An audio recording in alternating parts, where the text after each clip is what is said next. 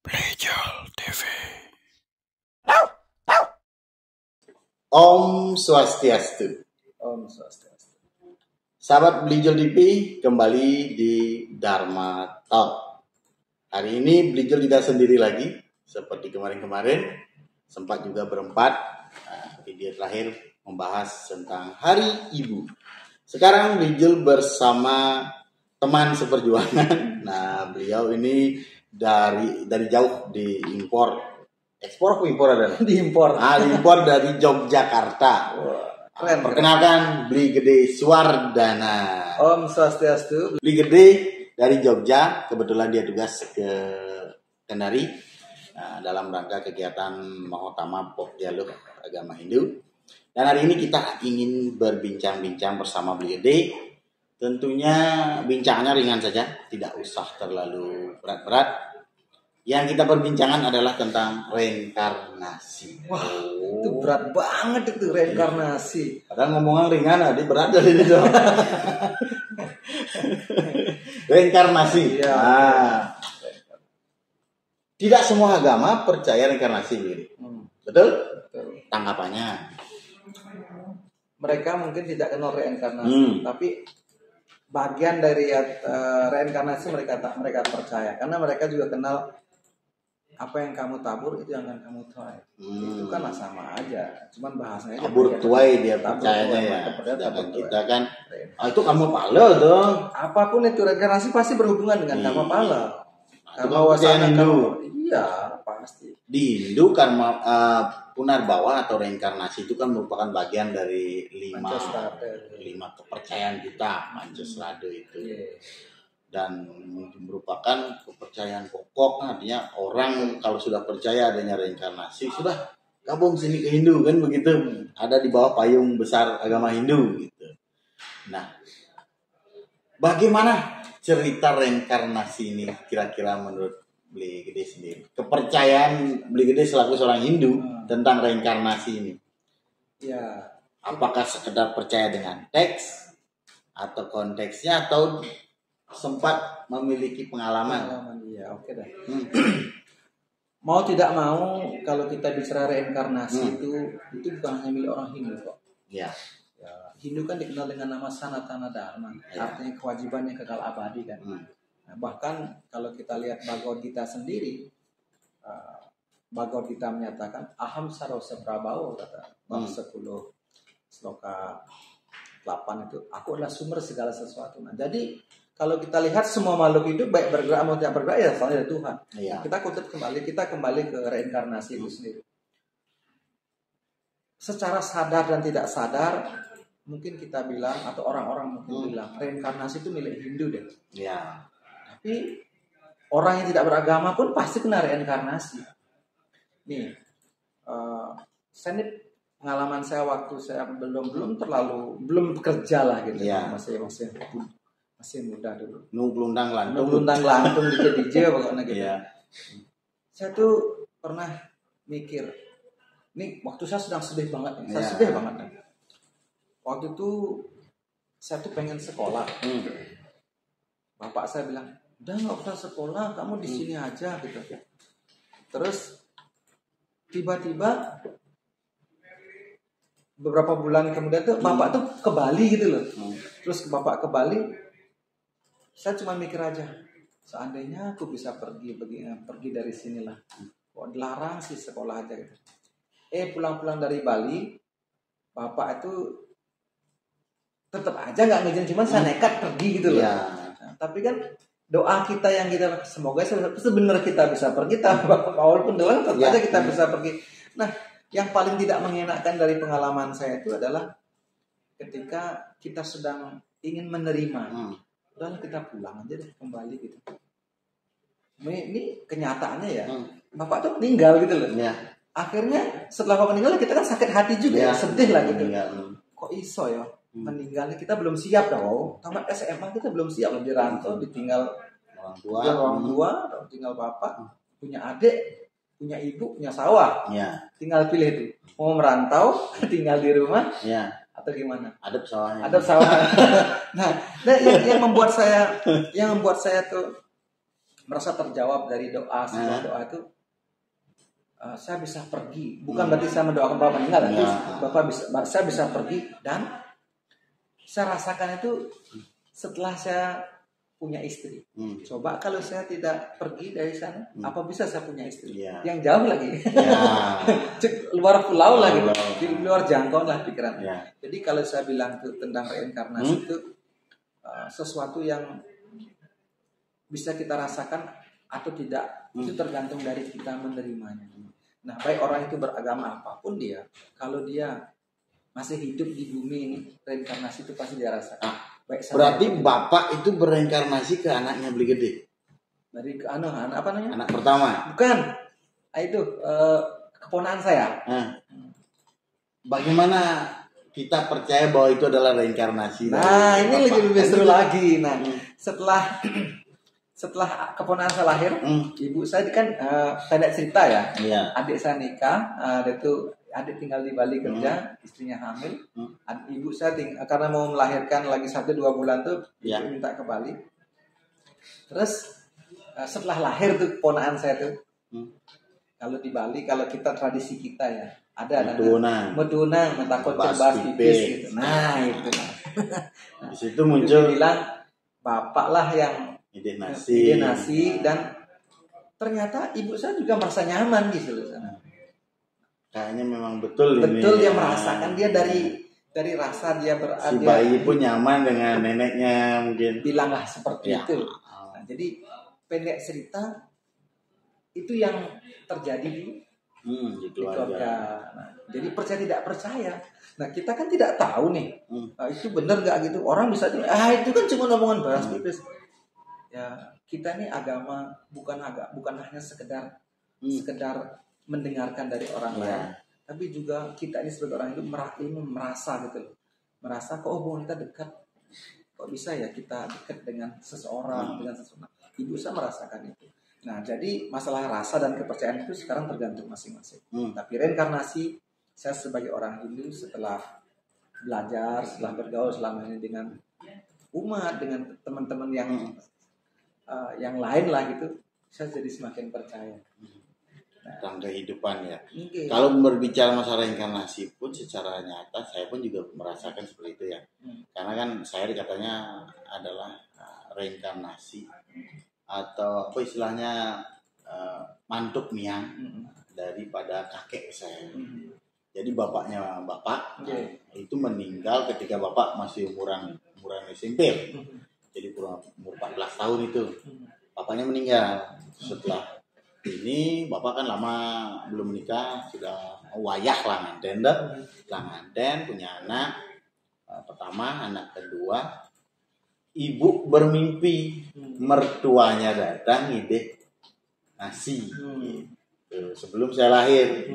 Nah, berikutnya setelah waktu HPL lahir anak, saya lahir. Begitu saya lahir, bapak langsung melihat ibaku untuk niat. Karena ciri yang pertama dia lihat adalah ini.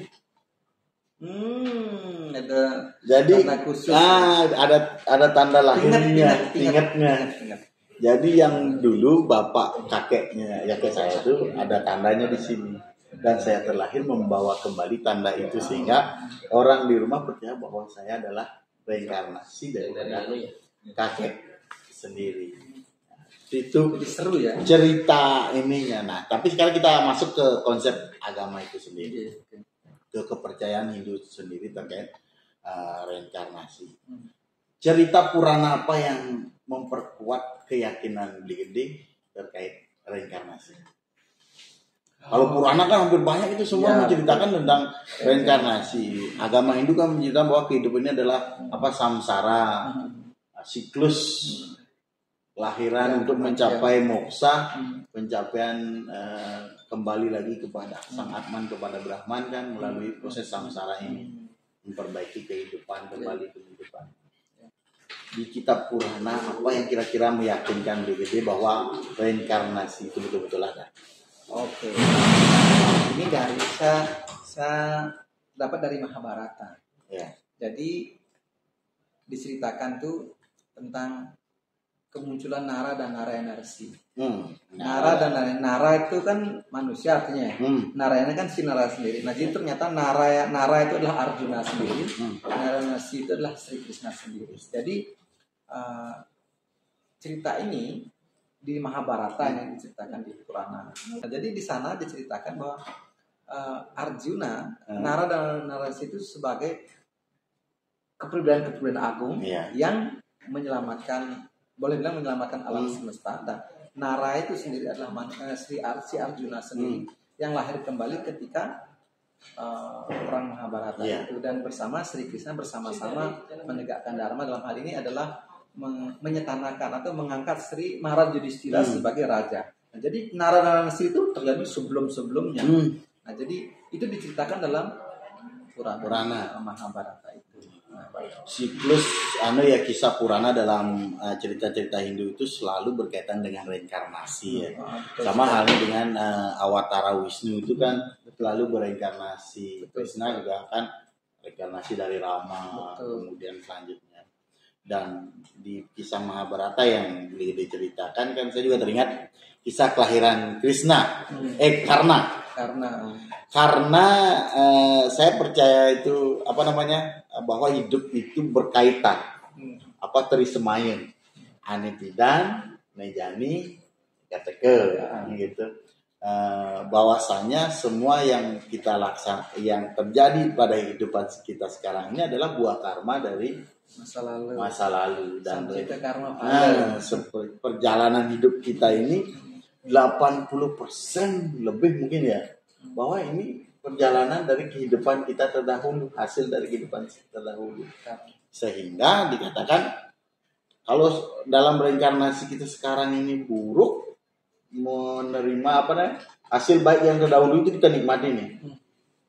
Nyari rezeki gampang, nyari jodoh gampang dan lain-lain, dan itu kita salah gunakan.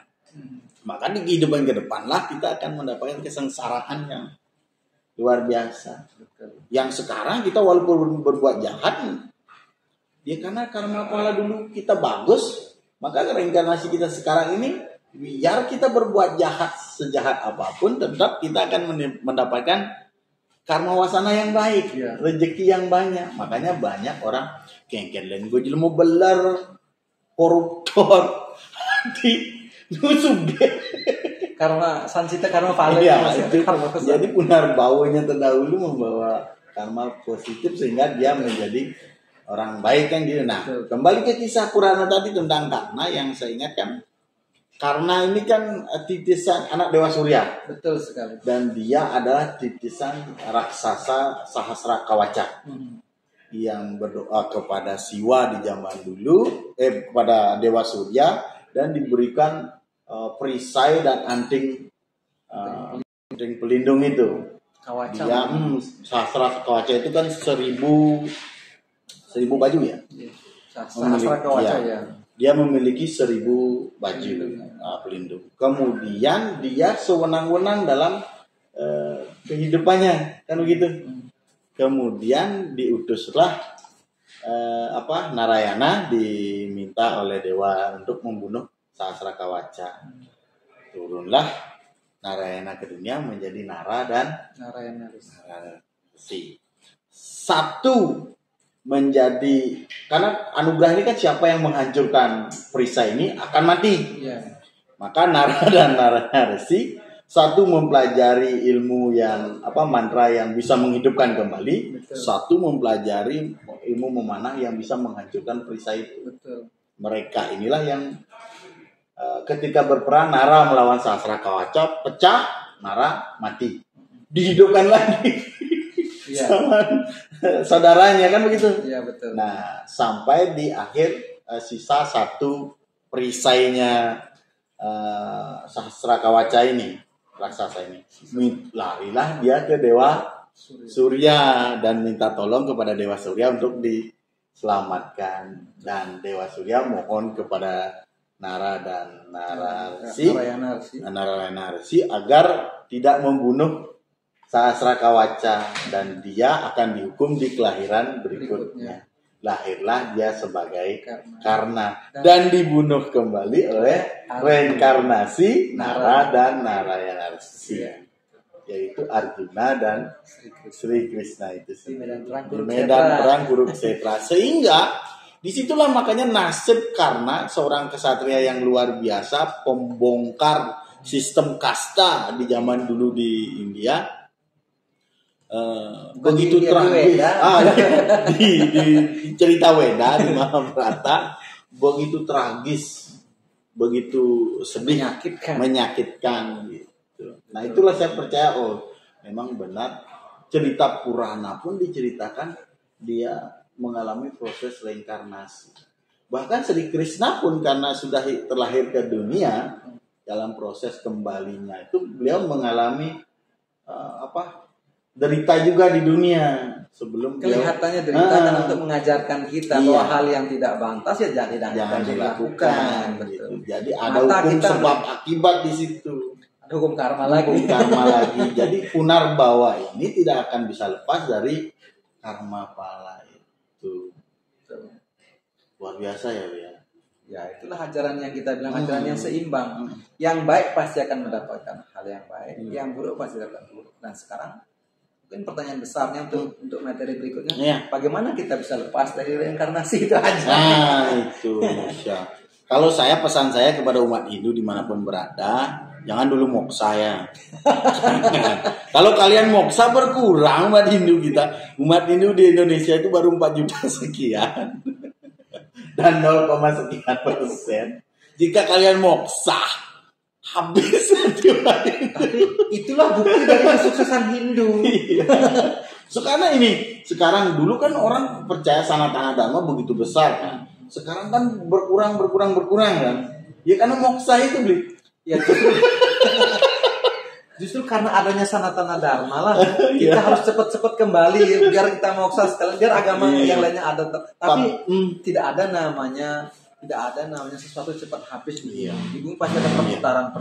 Proses penciptaan pun akan terus dia berjalan kan. Tidak mungkin berhenti sampai di sana. Karena makhluk di dunia ini kan gak hanya satu. Gak hanya manusia aja, gak orang Hindu doang. Ada juga kesempatan makhluk Tuhan yang berkesempatan untuk menjadi manusia. Betul sekali.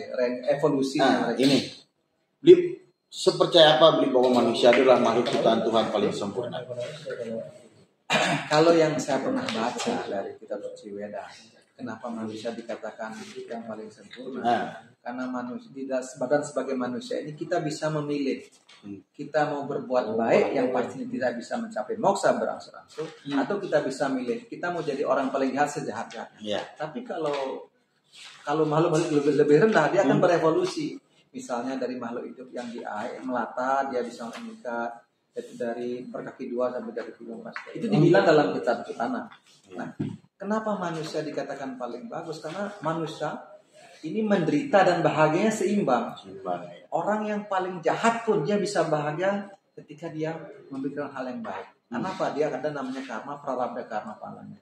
Artinya seimbang. Begitu juga ketika dia berbuat jahat, dia pasti mendapatkan penderitaan walaupun dia tidak bisa maksimal dalam penderitaan, tapi dia mendapatkan ada kesempatan untuk berpikir, aku jangan begini deh. Dia bisa memilih. Ada kita bilang itu pengetahuan memilih dan memilih apa namanya? Wewekanya. Dia punya kesadaran untuk memilih. Dia harus berbuat baik ketika dia sadar menderita itu nggak enak. Dan dia juga bisa berpikir, aku kalau sombong bahagia terus, ntar aku akan kena karma yang jelek karena aku menjelekkan orang lain. Jadi itu yang membuat saya percayalah sebagai manusia paling terbaik, karena kita bisa memilih. Kita mau langsung meloncat ke lebih paling tinggi, ya oke. Kita mau jatuh ya iso. Ini nih terakhir nih kita cerita tentang Punarbawa juga, tentang kelahiran berkembali itu. Nah, dalam agama Hindu kita kan banyak menggunakan bantuan upakara. Dan kita mengorbankan binatang-binatang dalam upakara itu. Kalau di dalam Manusmriti kan disebutkan memang jika digunakan memang untuk upacara, persembahan, tentunya memang dia akan meningkat. Nah, kepercayaan kita betul nggak? Roh-roh binatang yang digunakan sebagai bahan sorban suci upacara itu dia akan naik dalam kelahiran berikutnya begitu. Saya pernah mendengarkan kelas dan juga ada saya lupa di sumber sastranya di kitab mana tapi saya ada pernah mendengarkan kelas bahwa kemampuan seseorang mengucapkan mantra dan bisa membebaskan makhluk itu itulah kemampuan yang diuraikan dalam kitab suci.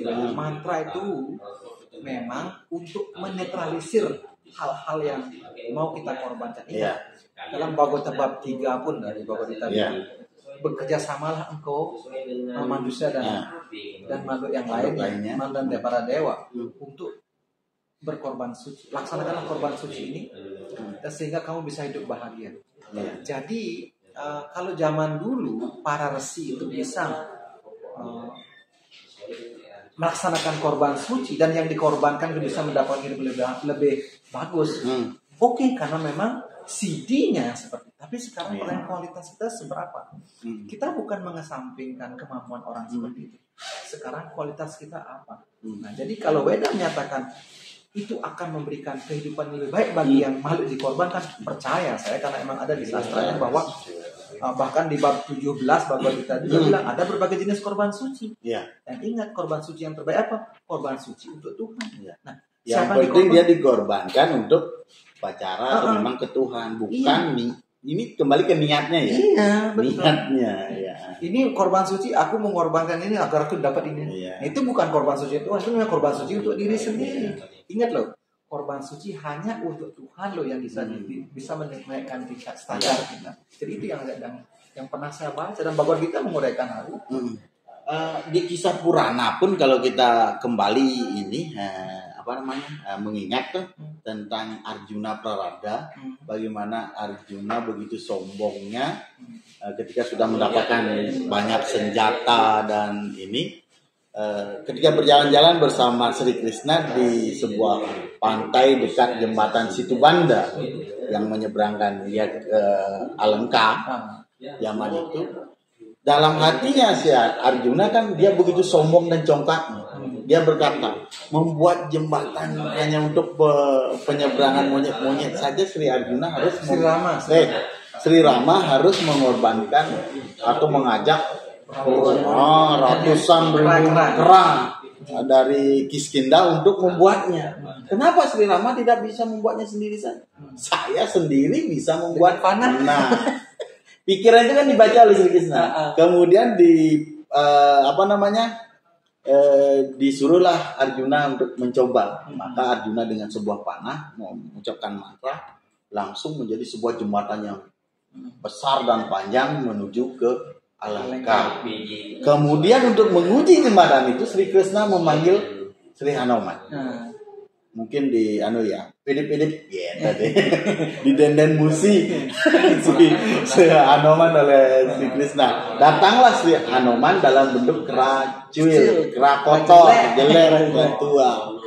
Lalu disuruhlah kera itu untuk melewati. Begitu diinjak jembatan itu langsung roboh dan tenggelam. Di sanalah keangkuhan Arjuna langsung runtuh. Dan disitulah dia menghormat dan bersujud kepada kera itu, dan berubahlah dia menjadi Sri Hanuman. Kemudian Sri Hanuman berkata, wahai Arjuna, janganlah engkau menyembahku karena aku masih berbentuk binatang, setengah binatang. Maka siapa yang harus aku puja, wahai Sri Hanuman? Pujalah Sri Rama. Tempatkan beliau di hatimu. Pujalah Sri Rama. Jadi tetap pujalah Tuhan. Lalu bagaimana aku menghormat kepadamu?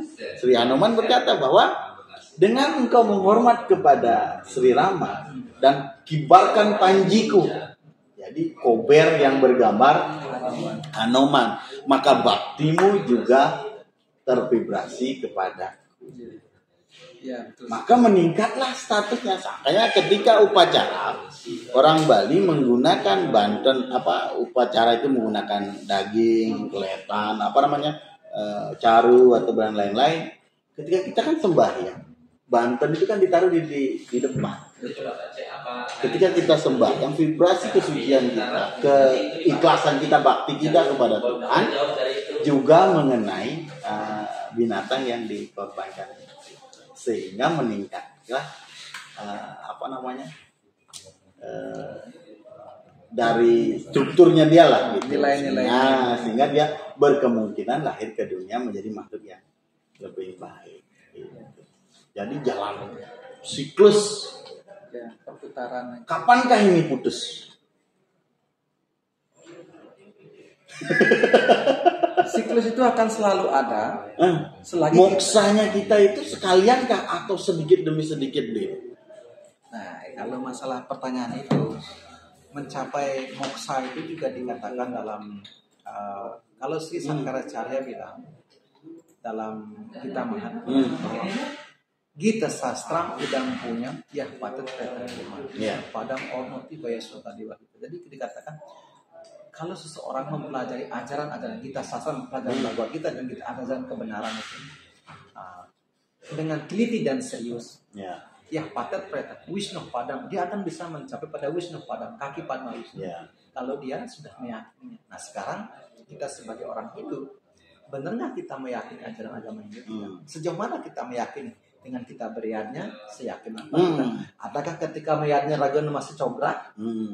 Kalau kita masih bertengkar, tuh nak berdiana tuh, nggak tuh salah itu. Apakah itu disebut tulus? Bahkan itu meremehkan dalam mulut padahal. Mungkin orang itu mungkin nggak pengen, tapi yang Tuhan kan lebih tahu. Nah jadi kalau selagi kita masih tulus, dikatakan, bahkan Bhagavad Gita sendiri bilang, Bhakti amam awijanati. Aku hanya bisa dipahami dengan bakti. Sedangkan yagna atau persembahan yang kita persembahkan itu sebagai bagian daripada bakti kita. Nah, bakti itu kita bisa wujudkan dengan apa? Aku hanya bisa dipahami dengan bakti. Kalau kita melaksanakan yagna dengan bakti itu artinya sudah meyakini Tuhan kan? Nah, sekarang pertanyaannya, sekualitas apa kita bisa meyakini?